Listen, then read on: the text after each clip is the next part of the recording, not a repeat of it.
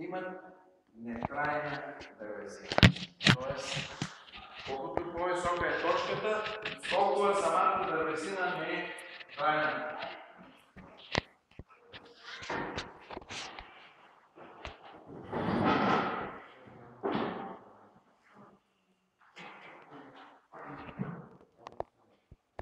Следваща подточка си запиши. Равновесна влажност, хигроскопичност на дървесина. Равновесна влажност, хигроскопичност на дървесината. На хидрото е едно, както отворен прозорец, ще го търси долу на площадка. Що? Питай Бога, на те са завършили, как са се търсили тия семите, там, само че в фона е тайна стара.